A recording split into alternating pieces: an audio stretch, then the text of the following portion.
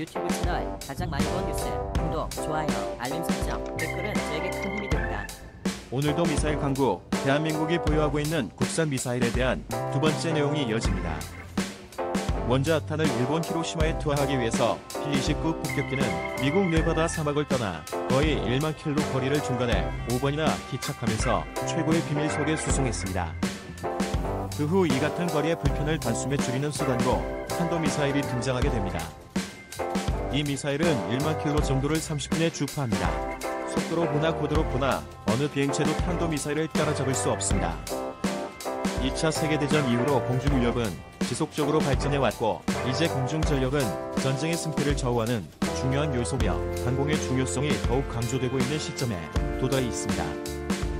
또한 이란, 이라크 전쟁과 걸프전에서 탄도탄이 실전에서 중요한 역할을 할 수 있다는 것이 확인되면서 공중위협에 대처하는 것이 바로 방공전력입니다. 우리는 세계적으로 미사일 강국으로 통합니다. 핵과 대륙간 탄도미사일 등만 보유하지 않았다 뿐이지 탄도나 순항미사일은 세계 최고의 기술을 가진 국가로 분류되어 있고 이에 대해서 일전까지는 미국은 미사일 지침의 유효를 들어 한국을 경계하고 있었습니다. 그러나 중국이 경제나 군사력으로 미국과 견줄 만큼 전력이 커지자 한국을 상대로 했던 미사일 지침을 하나씩 풀어주고 있습니다. 유튜브 채널 가장 많이 본 뉴스 구독과 좋아요, 알람 설정은 좋은 영상을 만드는데 많은 힘이 됩니다. 이는 한국을 대중국 견제 카드로 활용할 정책이라는 것으로 해석되고 있습니다. 여하튼 북한이 핵을 보유하고 있지만 핵이란 게 그렇게 함부로 쓸 수 있는 무기가 아니라는 것은 상식적입니다. 핵은 억지수단이며 최후의 수단에 불과하지 전쟁의 승리를 위해 초기에 사용하는 그런 폭탄은 아닙니다. 핵을 쏘면 자신들도 죽는다는 것을 각오하고 너 죽고 나 죽자 할 때나 쓰는 물건이라고 보는 것이 맞습니다. 어쨌건 유사시 그런 최후의 결심을 하기 전까지 마음대로 사용할 수 있는 미사일 전력에 있어서 한국은 세계 5대 미사일 강국입니다. 전쟁 초기 적국에 정해진 타격을 향해 수백 발에서 수천 발을 쏘아 적이 요새를 무력화시키면 이미 전쟁의 승패가 좌우될 수 있다는 게 현대전입니다. 이는 경제력에 의한 기술력이 있어야만 가능하기도 합니다. 북한의 경우 미사일 실험이 중단되어 있는 것은 돈이 없기 때문으로 분석되고 있습니다. 한국은 마음만 먹으면 대륙간 탄도미사일도 얼마든지 단기간 내에 배치할 수 있을 정도의 기술을 보유하고 있다는 것이 국내의 군사 전문가들의 견해입니다. 1978년 주한미군 철수가 거론되자 한국 기술로 사정거리 200km, 일명 백홈이란 지대지 탄도미사일을 개발했습니다. 지금은 보잘것없지만 당시로는 세계에서 7번째로 개발한 탄도미사일이었습니다. 그때 이미 미사일을 개발할 수 있는 기술을 보유하고 있었던 셈입니다. 우리는 현재 현무이 A-B형의 탄도미사일과 현무사 ABC 순항미사일, 현무사 A-B형의 탄도미사일을 주력으로 개발하고 또 배치하고 있습니다. 현무사 계열 순항미사일은 사거리가 500km, 1000km, 10년 전에 미국, 러시아, 이스라엘에 이어 1500km가 배치됐고 현재는 사거리 3000km짜리가 개발 완료 또는 이미 실전 배치에 들어가 있다고 알려져 있습니다. 이런 장사정은 일본 전역은 물론 중국의 내륙 깊은 지역과 러시아의 동아시아 지역 전역을 사정권에 두고 있기 때문에 주변국을 자극하지 않기 위해 우리 군은 애써 이에 대한 언급을 회피하고 있습니다. 한편으론 한국 측이 지침을 따르는 척하면서 몰래 사거리 연장 기술을 개발하고 있다는 추측도 있습니다. 이미 이전부터 한국 측에서 발표하는 미사일의 사거리 스펙을 실제보다 축소 발표하고 있다는 의심을 받고 있기도 합니다. 탄도미사일을 개발하고 있는 국방과학연구소에서 현무 탄도미사일의 사거리가 800km로 알려져 있지만 그건 한국 미사일의 사거리를 제한한 한미미사일 지침 때문일 뿐이라고 밝힌 적도 있습니다. 이들 중 압권이 바로 현무사 탄도미사일입니다. 왜냐하면 현무사와 같은 미사일은 세계 어느 나라에도 존재하지 않기 때문입니다. 오로지 한국만이 개발해 배치했기 때문입니다. 핵탄두가 아닌 저래식 고폭탄 탄두의 중량에 있어서 A형은 2톤이고 B형은 4톤에 이릅니다. 군사 전문가들은 이 미사일을 괴물 또는 가군수 미사일이라 부릅니다. 일반적으로 고폭탄 탄두의 중량은 500kg 정도가 대부분인데 한국만 유독 이 무지막지한 미사일을 만들어낸 이유가 뭐겠습니까? 한국이 이 괴물 미사일에 착안은 단순한 폭탄의 위력뿐만 아니라 거대한 쇳덩이의 위력을 포함시켰기 때문입니다. 말하자면 특정 지역에 자유낙하시켜 지면과 충돌시키는 무기를 지칭합니다. 우주에서부터 낙하시켜 공기가 없는 상태에서 무저항으로 중력에 의한 엄청난 속도로 가속된 텅스텐 막대가 지면에 충돌하면 요격도 불가능할 뿐만이 아니라 핵폭탄급의 엄청난 충돌 에너지를 발생시키며 표적 지점을 초토화시키게 되는 실로 무시무시한 무기가 됩니다. 이것에 착안한 현무사 미사일은 수백 킬로미터 상공까지 고각으로 발사한 뒤 자유낙하하면서 엄청난 속도로 표적에 충돌하면서 지하 깊은 곳까지 관통한 뒤 폭발하게 돼 있습니다. 지면의 임팩트 속도가 무려 마하 10에 이른다고 하는데 이렇게 빠르게 표적에 접근하는 미사일은 전 세계적으로도 아주 드뭅니다. 현무사의 탄두가 그렇게 무지막지한 중량을 가지게 된 것은 폭격 때문이 아닙니다.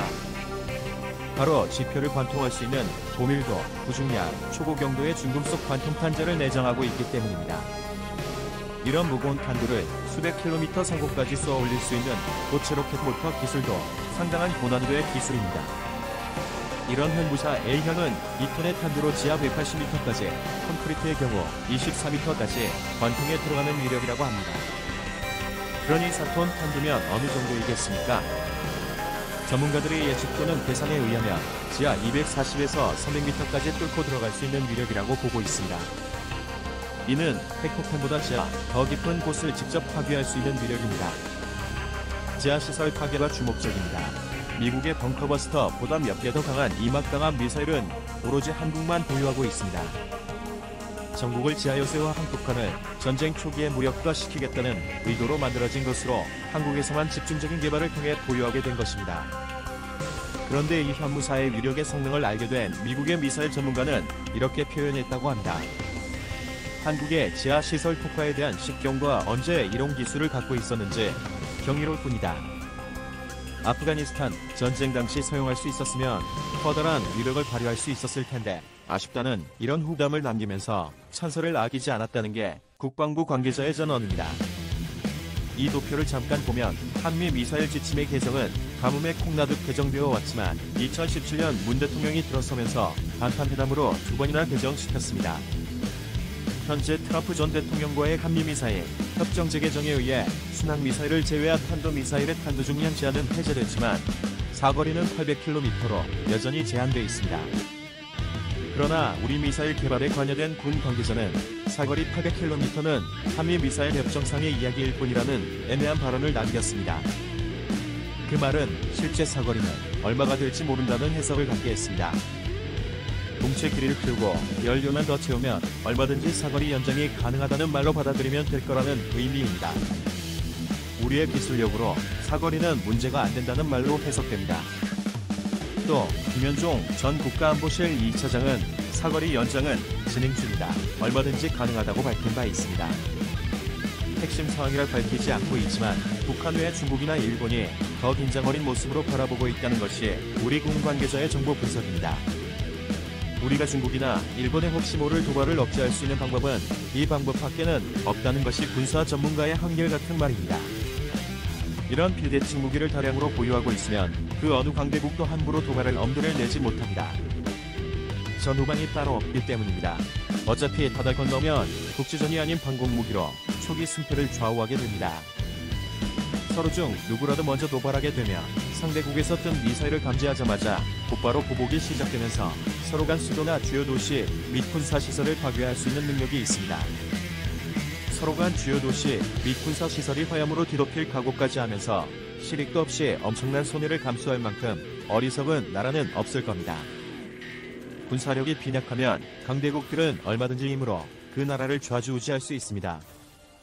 따라서 이런 힘을 가지고 있으면 지정학적으로 전략적 요충지에 있고 경제 강대국으로 자리 잡고 있으며 미래 4차 산업을 주도하고 있는 한국에 대해 군사력보다는 이해관계를 밀접하게 하면서 경제적 협력 관계를 얻으려고 하는 것이 기본 수순입니다.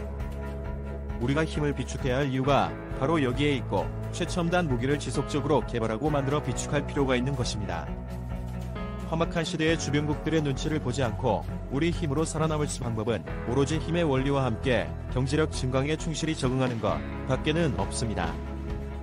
우리 한국인들 정말 똑똑합니다. 언제 이런 기술을 보유하고 있었는지 정말 무시무시하게 스마트한 민족입니다. 그렇지 않습니까? 시청해주셔서 감사합니다. 이 동영상은 유튜브 채널 가장 많이 본 뉴스에서 제작하여 게시한다. 구독과 좋아요, 알람 설정은 좋은 영상을 만드는데 많은 힘이 됩니다.